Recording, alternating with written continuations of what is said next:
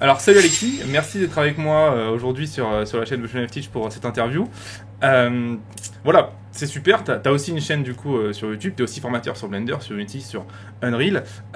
Justement, j'aimerais voilà, que pour les gens qui nous regardent aujourd'hui, comprendre un petit peu quel a été ton parcours pour en arriver là, d'accord ? Quelles sont les étapes que tu as dû effectuer pour arriver à l'état où tu en es aujourd'hui, et puis après nous expliquer un petit peu exactement ce que tu fais en termes de formation, comment tu formes les gens, à quoi, et voilà, si je vais sur ta chaîne, qu'est-ce que je vais y trouver, quoi. Alors j'ai commencé en fait il y a à peu près 8 ans à m'intéresser à la 3D, donc c'était vraiment par passion, parce que j'adorais les films d'animation, donc Pixar, etc.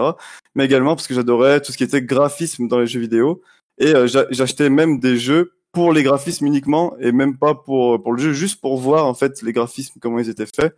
Donc c'est vraiment une passion en fait, l'image, le réalisme, etc. Donc je me suis intéressé à ça, et j'ai découvert Blender il y a donc 8 ans quand j'étais en 6e. Et donc là, j'ai commencé à me former en fait en regardant des tutos sur YouTube. Et ça a été assez difficile parce que j'ai eu du mal à trouver des bons tutos, ou alors les personnes étaient trop techniques, c'était pas vraiment adapté aux débutants. C'est là que je me suis dit que j'allais créer une chaîne YouTube pour justement adapter les vidéos à tout le monde, que ce soit une personne âgée qui s'intéresse à Blender mais qui est pas forcément forte en informatique, ou une personne qui a par exemple, je sais pas moi, 10 ans et qui souhaiterait commencer la 3D. Donc j'ai commencé en fait ma chaîne YouTube, donc il me semble que c'était en 2016. Et j'ai fait un premier tuto qui était vraiment basique, c'était comment modéliser un verre sur Blender. Et c'est un tuto qui a bien fonctionné. Aujourd'hui, c'est la vidéo qui a le plus de vues sur ma chaîne. Aussi, c'est normal parce elle date beaucoup, donc je pense que c'est pour ça. Mais j'ai eu pas mal de commentaires de personnes qui m'ont dit que c'était bien expliqué, que je prenais le temps et que j'allais pas dans des termes trop techniques pour eux. Et du coup, le but de ma chaîne, c'est vraiment que quand on regarde une de mes vidéos, on est à un point A, donc je sais pas faire ça. On arrive au point B, je suis arrivé à le faire. Et même si on n'a pas trop tout compris, par exemple, c'est pas grave, on a le résultat. En fait, ce que je me suis dit, c'est il faut vraiment que les personnes qui regardent mes tutos, ils ont un résultat, en fait. Parce que c'est ça qui motive. Si on arrive à la fin du tuto et qu'on n'y arrive pas forcément, on va se démotiver. Et vu que c'est un logiciel un peu compliqué, ça serait dommage. Donc je me suis dit, il faut que les gens ils ont un résultat. Donc si on regarde une vidéo modélisation d'un verre, à la fin, il faut que tout le monde ait un verre sur son Blender.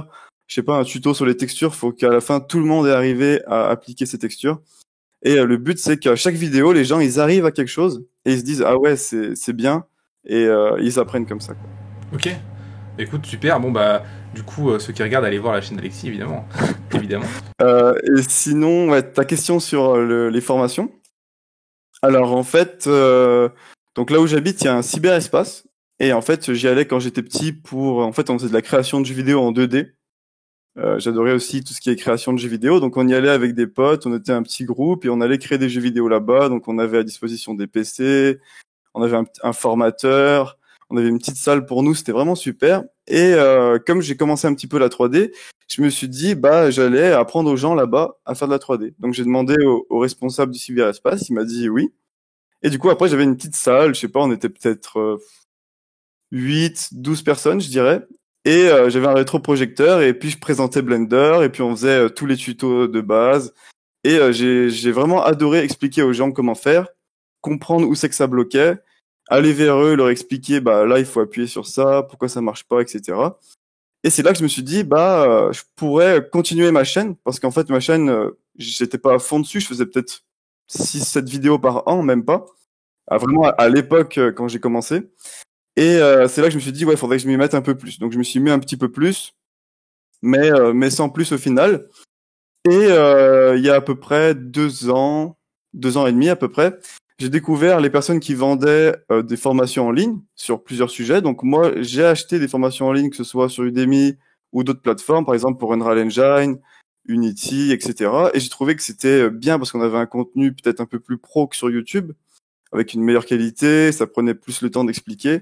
J'ai vu qu'on apprenait vraiment bien comme ça, et donc je me suis dit, je vais aussi vendre des formations, et ça me permettra aussi d'avoir un revenu supplémentaire, ça peut être sympa.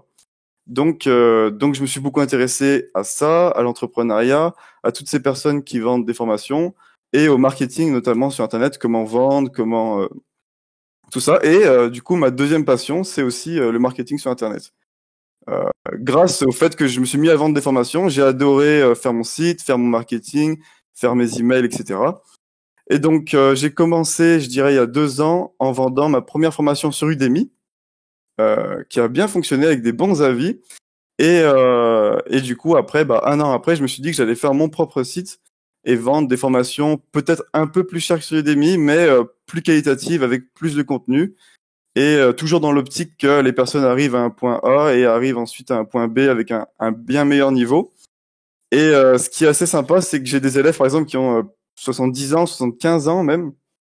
Et via mon site, on peut échanger. Donc, je peux, par exemple, les aider s'ils ont une petite question. Et, euh, et voilà. Du coup, je suis assez content de ce que j'ai fait pour l'instant. Ouais. Excellent. Bah écoute, ça c'est vraiment excellent. C'est un truc qui est plutôt original, on va dire, dans le domaine. Il y a peu de gens aujourd'hui que je connais qui sont dans la 3D qui font ce type de choses. Les gens vont plutôt vers du studio ou vers du freelancing. Et ça c'est vraiment cool. Ça permet de voir qu'il y a d'autres possibilités aussi de gagner sa vie avec la 3D. Justement, il y a un truc qui m'intéresse. C'est, voilà, aujourd'hui tu as un certain niveau pour pouvoir expliquer tout ça à tes élèves, que ce soit en live, comme tu dis, expliquer au cybercafé, dans tes formations, même sur YouTube. Quel a été le process pour toi? Comment tu as fait pour atteindre ce niveau? Où est-ce que tu as été chercher l'information? Comment tu as appris finalement les logiciels que tu utilises aujourd'hui? Principalement, je les ai appris en fait via YouTube ou les plateformes de formation. Donc ça a vraiment été ça. En fait, ce que je faisais, c'est que tous les jours, je me disais, il faut que je me fasse au moins 1 ou 2 tutos sur YouTube. Donc en fait, je sais pas, par exemple, je rentrais le soir du collège, j'arrivais sur l'ordi, j'allais sur YouTube, et puis je tapais tuto Blender, je regardais un peu ce qu'il y avait, je lançais Blender, puis je refaisais pareil. Et je sais pas, j'aimais bien, ça me faisait kiffer de faire ça. Et donc au fur et à mesure, je regardais des tutos. Et donc après, on commence à comprendre comment le logiciel fonctionne, on commence à regarder des tutos un peu plus compliqués, et, euh, et on commence du coup à avoir forcément un petit niveau sympa. Et après, ce que je faisais du coup pour me perfectionner sur Blender, c'est que je coupais les tutos, et je me suis dit, il faut que je fasse une création, peu importe ce que c'est, mais sans tuto. Donc ça pouvait être par exemple des objets ou quelque chose abstrait, parce que moi j'aime beaucoup aussi tout ce qui est art abstrait en 3D, animation abstraite, etc. D'accord. Tout ce qui est motion design, du coup? De quoi? Tout ce qui est motion design, du coup, j'imagine que ça doit te plaire? Ouais, j'aime bien aussi tout ce qui est motion design, etc. Voilà. Et enfin tout ce qui est un peu moderne, futuriste, science-fiction en mode animation, même si ça représente pas quelque chose de qui existe, quoi. J'aime beaucoup. Donc bref, j'ai regardé beaucoup de tutos et à force de refaire sans regarder les tutos, j'ai commencé à comprendre comment fonctionne Blender et tout le workflow en fait, comment il faut faire pour réaliser telle chose sur le logiciel. Ouais. D'accord. Pour que les gens se rendent compte, combien d'années tu as mis pour en arriver là? Alors pas mal d'années parce que je dirais ça fait 8 ans que je fais du Blender environ. Et je dirais que si je m'étais mis vraiment à fond, c'est-à-dire peut-être 2 heures par jour, tous les jours, j'aurais pu arriver au niveau où j'en suis beaucoup plus vite. Peut-être en 2 ans, je sais pas, 2 ans, 3 ans, je sais pas. Mais vu que moi j'ai pris le temps, j'étais vraiment pas dans l'optique de faut que je me forme, j'étais vraiment par plaisir, je faisais ça de temps en temps le soir. Donc j'ai pris bien sûr un peu plus de temps. Donc je dirais 8 ans pour arriver là où j'en suis, mais je dirais que quelqu'un qui se forme tous les jours peut arriver à mon niveau en 6 mois, 1 an, c'est possible. Même moins, je dirais. Justement, pendant que tu t'es formé du coup à Blender, donc du coup comme tu disais tous les soirs en regardant des tutos, est-ce qu'il y a un moment où tu te dis ok, c'est bon, j'ai compris, je peux y aller? Parce que en tout cas moi quand je me souviens quand j'ai démarré la 3D, au début c'est vraiment une nébuleuse le truc, hein, tu comprends absolument pas ce que tu fais. À quel moment, est-ce que t'en as eu un déjà? Est-ce qu'il y a eu un moment où tu te dis ok en fait c'est bon, j'ai compris comment ça marche, je peux avancer beaucoup plus sereinement? Parce que moi je me souviens quand j'ai démarré il y avait toujours ce stress de ok, est-ce que je vais savoir le faire, est-ce que ça va marcher, est-ce que mon ordi va cramer? J'exagère mais je pense que tu comprends ce que je veux dire. Moi je me souviens qu'il y a eu un moment où j'ai eu un déclic en disant ok en fait c'est comme ça que ça fonctionne et maintenant tout va bien se passer. Est-ce que tu as eu ce moment-là ou pas? Alors c'est-à-dire du stress parce que t'avais envie d'en faire ton métier? Parce que tu savais Non, déjà non, que tu voulais en faire ton métier alors je ou... savais que je voulais en faire mon métier, mais c'était pas exactement ça le problème. Le problème c'était quand j'ouvrais le logiciel, au début c'était vraiment, voilà, peu importe ce que je faisais, finalement j'avançais complètement dans le flou.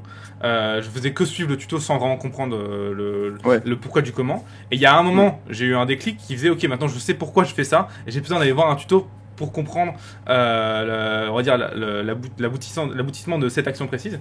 Et je comprenais comment on enchaînait les actions, et du coup, je pouvais avancer tout seul. Il y a eu un moment où j'ai eu un déclic comme ça. Est-ce que toi aussi, tu as eu ce moment-là? Et si oui, comment tu l'as eu? Qu'est-ce qui a fait que tu as compris finalement et que tu pouvais te débrouiller seul, en fait, que tu avais besoin d'un tuto pour te porter, si je puis dire? Alors oui, il y a eu une sorte de déclic, on va dire, mais c'était plus... comment dire, c'est pas arrivé d'un coup comme ça du jour au lendemain, ça a pris, on va dire, du temps pour que je me rende compte qu'en fait, même sans tuto, j'arrive à réaliser à peu près ce que je veux. En fait, j'osais pas essayer sans tuto faire quelque chose parce que je me sentais pas capable. Et même encore aujourd'hui, quand par exemple une entreprise me contacte pour faire quelque chose, je me sens tout de suite peut-être pas capable. En fait, j'ai pas trop confiance. Je sais pas pourquoi, j'ai pas trop confiance en est-ce que je vais arriver à le faire sans regarder un tuto. Mais c'est vraiment en me mettant devant Blender et en me disant je regarde pas tuto. Là j'ai mon cube, j'ai ma scène 3D, j'ai mes menus machin. Je me débrouille, il faut que je fasse ce que j'ai envie de faire. Que je me suis dit ah bah en fait je sais faire tout simplement parce qu'en regardant les tutos, je me souviens que dans tel menu on peut faire ça, dans ça on peut faire ça. Et ce qui est bien c'est quand on arrive à ce moment-là, qu'on arrive à être un peu plus autonome, c'est que on arrive à se former sur quelque chose de bien précis qu'on veut et pas regarder juste des tutos débutants génériques pour faire telle chose, mais vraiment il y a quelque chose en particulier qu'on veut faire, on le tape sur internet, on trouve la solution et à partir de ce moment-là, je trouve qu'on progresse beaucoup plus vite. D'accord. Donc Donc pour voilà. toi, à partir du moment où on commence à chercher des choses, non plus pour apprendre, mais pour régler nos problèmes, Mm. tu as l'impression d'évoluer et d'apprendre beaucoup plus vite dans ce que Ouais. tu fais. Ok. Ah, c'est hyper intéressant, ça, stop. Très bien. Alors, est-ce que tu viens de me dire du coup que tu faisais parfois des prestations pardon, pour justement des clients. Est-ce que tu peux m'en dire un petit peu plus là-dessus, comment ça fonctionne pour les gens qui nous écoutent, quel est le process, les gens de contact, voilà, à partir du moment où la personne t'envoie un mail par exemple, qu'est-ce qui se passe derrière, quel est le process, comment ça marche la création d'un film pour un client? Alors à chaque fois, moi, ça n'a pas été de très gros projets, sauf dernièrement là, mais je vais en parler. Donc pour donner quelques exemples de projets, j'ai par exemple un magicien qui m'a contacté, c'était il y a quelques mois, enfin en début d'année plutôt, et il m'a demandé en fait de lui faire une animation d'une carte qui vient se plier d'une certaine façon. Et après son but, lui, c'était de l'incruster sur une tablette et de faire un tour de magie en réel. Et en fait, cette personne m'a contacté par mail, et donc je lui ai dit bah ok, je vais voir ce que je peux faire, je vais lui faire une animation. Et donc je lui ai fait une petite animation, c'était une animation qui durait peut-être 5 ou 10 secondes. Et ensuite je lui ai facturé tout simplement l'animation et il avait sa vidéo, il est content. Et aujourd'hui, je garde toujours contact avec lui puisqu'il est en train de monter une plateforme de vidéo 3D pour les magiciens. Donc je vais peut-être l'aider justement à publier des vidéos dessus. Donc c'est des vidéos qu'il va vendre en fait à l'unité pour les magiciens. Pour donner d'autres exemples de clients, là je travaille avec une entreprise qui fabrique des scanners pour le plastique. Donc, en fait, c'est des gros scanners qui font peut-être même 12 mètres de long certains et qui vont vraiment dans des usines vraiment là où la matière première sort. Et en gros, ce qu'ils m'ont demandé, c'était de refaire leur machine en 3D et également de créer un salon virtuel où on va présenter en fait chacune des machines, les animer et montrer ce qu'elles savent faire, etc. pour combler le fait que cette année, il n'y a pas de salon pour présenter leurs machines et qu'ils aimeraient faire ça en fait virtuellement. Donc ça, c'est un autre projet que j'ai fait. Donc j'ai fait ça cet été. Le mois dernier, là, c'était en juillet pendant un mois et on va reprendre en septembre le projet du coup. D'accord. Alors, est-ce que tu peux nous détailler un petit peu plus le procédé, par exemple, sur le projet que tu as en juillet? Comment se passe la relation client? Qu'est-ce que t'envoies? Qu'est-ce que toi t'envoies au client? Comment tu t'assures que tu sois payé, etc. Je sais que j'ai Ok. beaucoup de personnes qui me regardent, qui veulent être freelance, et ça, ils savent pas comment faire. Ils savent pas, voilà, comment je facture au client, combien je le facture, comment ça marche, comment je gère les Ok. retours, qu'est-ce que je dois faire, qu'est-ce que je dois pas faire. Voilà. Qu'est-ce que tu peux expliquer un petit peu de toi, comment tu travailles à ce niveau-là? Alors j'ai eu beaucoup de mal parce que c'est vraiment que cette année où je commence à faire de la prestation de service pour les entreprises. Donc j'ai eu beaucoup de mal à trouver un prix, à comprendre comment ça marche également. Donc pour te donner une idée, par exemple, la première prestation de service que j'ai fait en début d'année pour le magicien, en fait j'ai tout simplement dit au gars de m'acheter tant de cours sur mon site pour payer au lieu de faire Ok. une facture en fait. Ça marche. Donc voilà, c'est un peu débutant on va dire. Je lui ai dit, bah écoute, achète-moi tel cours et tel cours, ça fait tant et ça paye la prestation. D'accord, pourquoi pas. C'est ce qu'on a convenu, donc c'est assez marrant. Et pour l'autre entreprise, là, le gros projet, en fait, au début, il m'a demandé donc que je lui fasse un devis avec un prix. J'ai commencé à chercher sur Internet combien ça pouvait se facturer, mais j'ai vraiment eu du mal à trouver. Et du coup, bah, ce qu'il a fait, c'est qu'il m'a tout simplement pris en, comment dire, en tant que, enfin, en job d'été, quoi, tout simplement, mais en télétravail. Donc en fait, j'étais en télétravail, j'avais des horaires vraiment très libres. Le but, c'était qu'on arrive au résultat à la fin du mois. Et après, il m'a fait tout simplement une fiche de paye, en fait, tout D'accord, simplement. ok. Donc t'as été engagé, d'accord. Ok, ça marche. Voilà, c'est Ok, ça. top, c'est cool. Et du coup, en septembre, quand tu dis tu reprends, tu reprends du coup en télétravail avec eux. Ouais, alors en fait, en septembre, ça va être dans le cadre d'une alternance, vu que je vais faire une licence en marketing digital. Donc cette entreprise va me prendre pour qu'on améliore le site web, pour qu'on fasse toutes les stratégies marketing, publicité sur les réseaux sociaux, etc. Mais également, quand je parle du site web, ça prend en compte aussi les illustrations 3D, les animations 3D qu'on veut mettre en place pour rendre le site web plus interactif. Donc ce qui est bien, c'est que ça mélange ma passion pour la 3D et ma passion pour le marketing digital. Donc voilà, en septembre, ça va être dans le cadre de l'alternance du coup. Excellent. Voilà. Ok, top. Bah écoute, c'est excellent. Euh, J'aimerais savoir, du coup, toi, tu nous l'as expliqué, ça fait presque 8 ans que tu fais de la 3D maintenant. T'as certainement dû avoir des sacrées galères et des trucs où tu t'es bien pris la tête. Justement, par rapport à ça, est-ce que tu aurais un conseil à donner à quelqu'un qui démarre aujourd'hui? Qu'est-ce que tu pourrais lui dire, voilà, vers où tu le dirigerais et quel conseil que tu pourrais lui donner pour pas qu'il galère comme toi, par exemple? Qui perdent trop de temps en fait, c'est Voilà, ça? qu'il évite en fait finalement les erreurs que tu as faites. Bah, moi, je pense que le meilleur, ça va être de déjà suivre des tutos tous les jours, peut-être se dire un tuto par jour et de le refaire. Et pour ceux qui veulent vraiment avancer plus vite, ça va être de prendre une formation. Donc, peu importe la personne, mais ce qui est bien, c'est que ça permet d'avoir les conseils perso qu'on va pas retrouver forcément sur YouTube.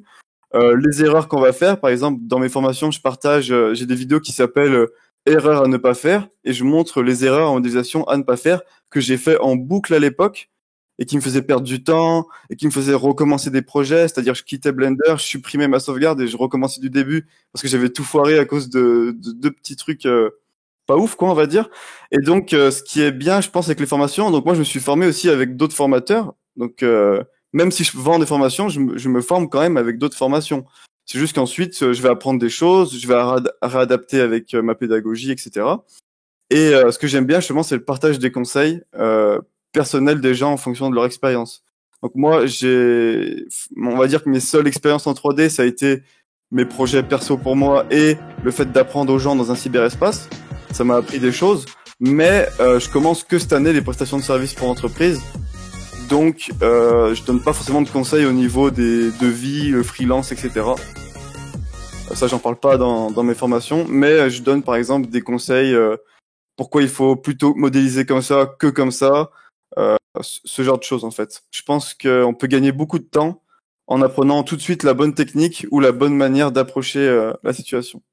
Donc je dirais se former et même sur YouTube, il y a des très bonnes vidéos, très bonnes chaînes YouTube, surtout en anglais pour ceux qui arrivent à regarder en anglais, qui sont gratuits et qui donnent vraiment de super tips sur Blender ou la 3D en général pour éviter justement de faire des erreurs. Ok, bah écoute, ça c'est très bien et je pense à noter. Moi aussi, du coup, je partage souvent le fait qu'il faut pas avoir peur de l'anglais. Il y a plein de très bons contenus en anglais et c'est vraiment dommage de se couper de ça parce que je sais pas toi mais moi aujourd'hui par exemple la quasi majorité des formations que je regarde sont en anglais en fait. En français je trouve plus de contenu en fait. Donc du coup on est bien d'accord là-dessus.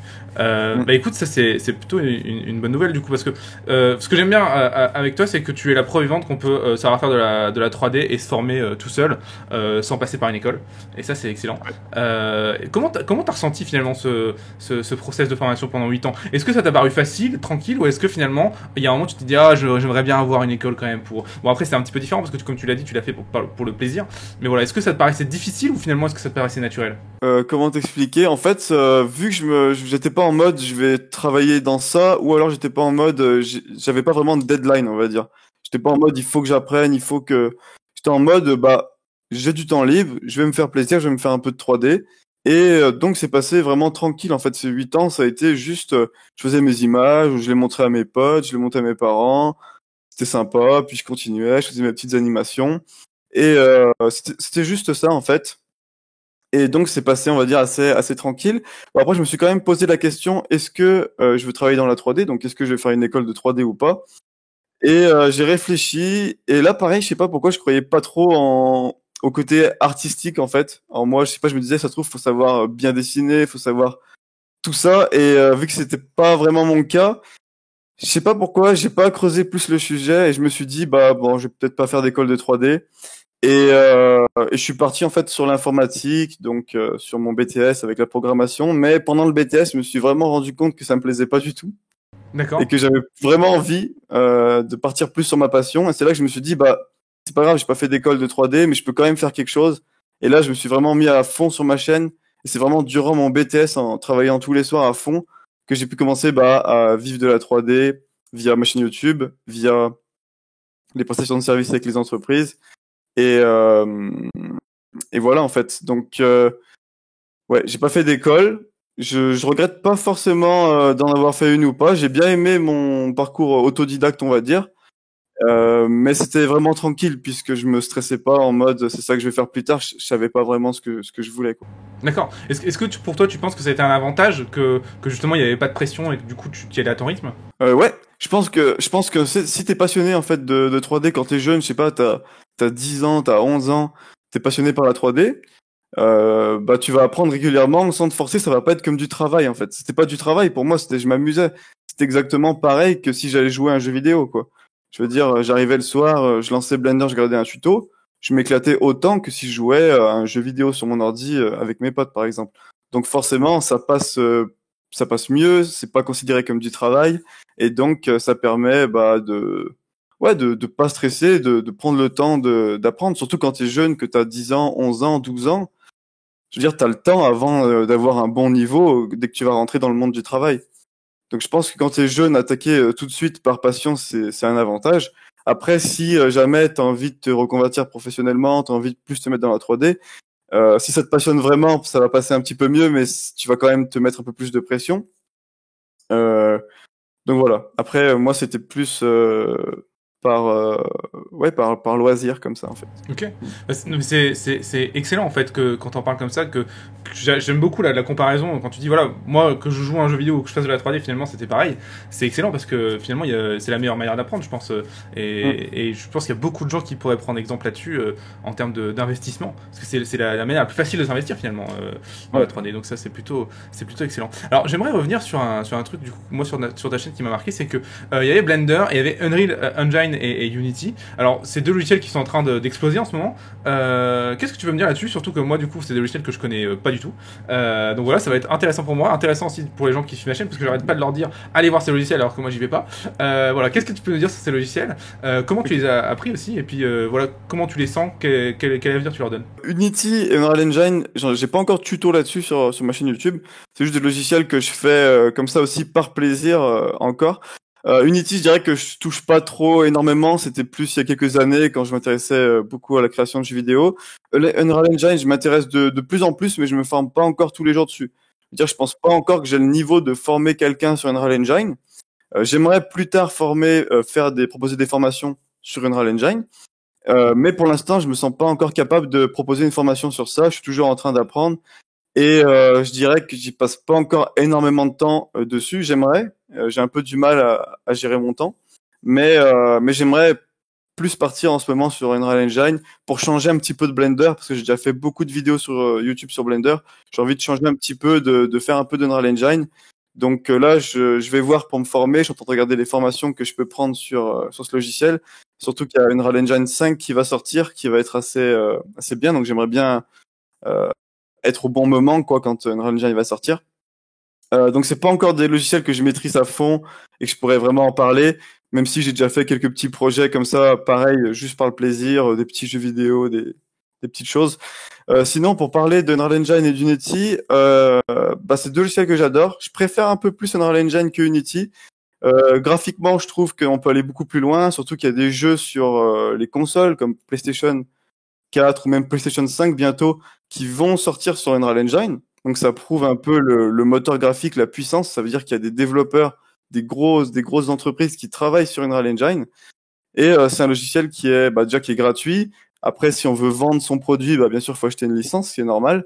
Mais ça veut dire qu'on peut apprendre dessus, que tout le monde peut apprendre dessus. Et je trouve que le rendu visuel est super bon et qu'il y a moyen en fait de s'amuser facilement sur Unreal Engine. C'est pas si compliqué ça, je trouve. Si compliqué que ça, pardon, je trouve, ouais. D'accord. En comparaison, par exemple, avec Blender, notamment le moteur de rendu Eevee, Hmm. est-ce que est-ce qu'il y a un rapport ou finalement est-ce que ça n'a rien à voir? Alors je dirais que oui, parce qu'en fait, Eevee sur Blender, c'est en temps réel. C'est vraiment comme un moteur de jeu vidéo, on va dire. Unreal Engine, c'est la même chose, mais je pense que c'est un peu mieux qu'Eevee. Je sais pas. Après, il faudrait que je fasse des tests de comparaison. Mais comme Unreal Engine, c'est vraiment un moteur de jeu, je pense que c'est plus adapté pour faire du jeu vidéo. Après, c'est pas la même chose. Je veux dire, Blender, ça va être pour faire une animation, ça va pas être pour faire quelque chose d'interactif. Alors que sur Unreal Engine, je vais vraiment pouvoir faire quelque chose d'interactif. Où je vais pouvoir me balader dans une scène, mais ça peut être aussi professionnel. Ça peut pas être forcément qu'un jeu vidéo. Là, sur Unreal Engine, je peux par exemple faire une maison que je vais vendre à quelqu'un. Par exemple, bah voilà, l'architecture de la maison est comme ça, et la personne va pouvoir se balader dedans, ouvrir les portes, allumer les lumières, allumer la télé, interagir en fait avec l'environnement, ce qu'on peut pas vraiment faire sur Blender, à part à l'époque quand il y avait le moteur de jeu Blender Game, Qui a disparu du coup maintenant. qui a disparu du coup maintenant. Du coup, pour moi, c'est deux choses très différentes. Et donc, Unreal Engine, ça va vraiment être le côté interactif, le côté soit jeu, soit interactif, et Blender, le côté une vidéo, tout simplement. Donc, pour moi, ouais, c'est deux choses différentes, et c'est pas forcément pour la même chose. Ouais. D'accord, ok. Ok, je te posais cette question parce que justement nous dans le dans le métier de l'industrie du cinéma, on est en train de voir un truc qui est assez étonnant, c'est que il y a de plus en plus de projets de cinéma qui utilisent Unreal Engine, notamment pour les décors. Ah Parce oui, qu'en fait, l'avantage du temps réel, c'est que ça veut dire que sur le tournage, tu peux changer tes décors directement. Alors c'est assez dingue, hein, mais en gros, ils arrivent à projeter les décors en 3D directement derrière l'acteur. C'est notamment ce qu'ils ont fait pour The Mandalorian. ah oui, ok. Et du coup, voilà, le temps réel et l'avantage du temps réel de Unreal Engine commence vraiment à être apprécié finalement des artistes et même les artistes qui veulent faire de la vidéo et qui n'ont pas besoin de ce temps réel finalement et ni de cette interaction. D'où ma question parce que c'est vraiment en train de devenir un truc énorme. Et il faut savoir que Epic, maintenant Epic, du coup, qui est la boîte qui gère Unreal Engine, a fait un énorme partenariat avec Disney, du coup, qui gère les Star Wars, etc. Donc Ouais. comme quoi, ça va bouger et du coup, c'est pour ça que je conseille vraiment aux gens d'aller voir ces logiciels et ce que je dois faire aussi. Donc du coup, c'est plutôt excellent que tu touches à ça et c'est plutôt très intéressant. Donc finalement, j'ai encore envie de conseiller aux gens qui regardent cette interview, dès que Alexis a fait un tutoriel sur Unreal, mais foncez quoi, foncez. Mais écoute, Alexis, c'est plutôt excellent. Écoute, moi, j'ai un peu fini tout ce que je voulais te demander. Ok. Voilà, t'as amené pas mal de réponses hyper intéressantes, donc c'est vraiment excellent. Est-ce que t'as un truc à rajouter? Est-ce que t'as un truc que tu voudrais toi ajouter par rapport à tout ce que tu viens de dire, ou même par rapport à autre chose, quelque chose qui te paraît important de dire et que t'as pas eu l'occasion? Ouais, si vous souhaitez apprendre un logiciel, faut pas avoir peur au début quand on le lance. Faut pas se dire c'est pas pour moi, c'est trop compliqué. Faut regarder des vidéos et puis faut y aller petit à petit. Voilà, en fait, ce que je conseillerais à tout le monde, ce serait vraiment de créer une habitude dans sa journée, une habitude qui va répéter pendant des mois, des années, et qui va faire qu'il va devenir bon dans ce domaine.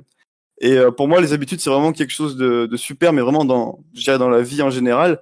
Par exemple, quelqu'un qui veut se mettre au sport, au lieu d'y aller à fond, il peut très bien faire 10 minutes par jour. 10 minutes par jour, c'est rien. S'il le répète sur un an, ça fait une différence. Pour moi, c'est la même chose pour apprendre un logiciel.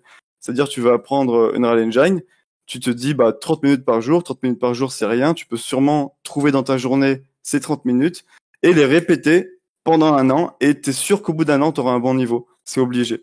Donc, en fait, créer une habitude, ça permet d'avoir l'impression de pas donner beaucoup d'efforts. C'est-à-dire, bah, on donne 10 minutes par jour, 20 minutes par jour. C'est assez facile. Et ça permet d'avoir de gros résultats sur le long terme.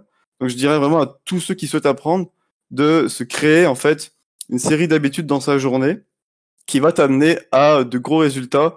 Ça peut être dans n'importe quel domaine au bout de 1 an, 2 ans, 3 ans. Même pour, par exemple, ceux qui veulent apprendre l'anglais, pour regarder ensuite des tutos en anglais, par exemple, et ben vraiment, prenez 5 minutes, 10 minutes par jour, c'est rien du tout en temps, et répéter fois 365, c'est énorme. Donc, vraiment, je conseillerais à tout le monde de créer des habitudes qui peuvent changer les choses, quoi. Ok, eh ben, écoute, je pense que c'est un excellent conseil personnellement. Je me permettrais de rajouter un petit truc pour l'anglais. Aujourd'hui, on est beaucoup de gros consommateurs de séries et de films. En tout cas, moi personnellement, je le suis beaucoup et je pense qu'il y a beaucoup de gens qui regardent cette interview qui le sont. Moi, la clé qui a fait que j'ai pu apprendre l'anglais, c'est de mettre les sous-titres en anglais. De regarder les séries en anglais et les sous-titres en anglais. Ça demande peu d'efforts si c'était un effort de compréhension, mais au moins tu te distrais en regardant une série et tu apprends en fait finalement l'anglais en même temps. Ça te permet de ne pas totalement perdre ton temps. Écoute, c'est plutôt excellent. Écoute, pour terminer, Alexis, les gens qui nous regardent, où est-ce qu'ils peuvent te retrouver? Quelles sont les adresses de tes sites peut-être? Du coup, ta chaîne YouTube, on en a parlé. Voilà, est-ce qu'il y a d'autres endroits où ils peuvent te retrouver? Alors, sur YouTube, simplement, ma chaîne s'appelle juste Alex. Donc, il suffit juste de taper Alex Blender, Alex Tuto Blender, ou même juste Tuto Blender sur YouTube. Et en général, sur ma miniature, je me mets en photo. Donc, les autres ne se mettent pas forcément. Donc, on me repère assez facilement. Donc, ma chaîne YouTube s'appelle Alex. Et mon site, donc je donne l'adresse, c'est alexissimino.podia.com. Donc j'ai pas encore de nom de domaine, faudrait que je m'achète un nom de domaine. Mais voilà, c'est alexissimino.podia.com et Simino c'est C-I-M-I-N-O. Ok, voilà. Bon, le lien de toute façon sera dans la description pour les gens qui veulent aller jeter un œil. Et j'espère que les gens iront jeter un œil parce que je pense que ça vaut réellement le coup. Bah écoute, Alexis, dis-moi. Excuse-moi. Il n'y a pas de souci. Je te remercie du coup, c'était vraiment super de faire ça et j'aime beaucoup aussi ton travail, donc un grand merci en tout cas. Bah, merci à toi Alexis, merci pour toutes les réponses que tu as données, je suis sûr que ça va aider un maximum de monde, en tout cas moi je pense que c'était vraiment des réponses qui peuvent apporter beaucoup de valeur, donc c'est vraiment top. Et puis voilà, à très vite, à très bientôt, et à bientôt sur ton boulot sur YouTube en tout cas. Merci beaucoup Alexis. Yes, merci, à bientôt. Salut. Si t'es arrivé jusqu'ici, c'est forcément que l'animation 3D et les effets spéciaux t'intéressent.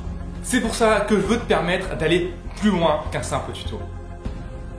En fait, j'ai envie de te proposer, de t'offrir ma méthode ultra simple et ultra efficace pour éviter les 7 erreurs les plus fatales qu'un artiste 3D puisse subir. Mon Dieu, tu n'imagines pas les mois que j'aurais gagné si j'avais connu cette méthode quand j'ai démarré. Donc voilà ce que je te propose de faire. Tu vas cliquer ici, maintenant, pour obtenir cette méthode complète gratuitement. Oui, c'est gratuit, c'est sans bullshit, ça vaut réellement de l'or et tu peux l'appliquer directement dans tes projets. Alors, qu'est-ce que tu fais encore ici? Clique.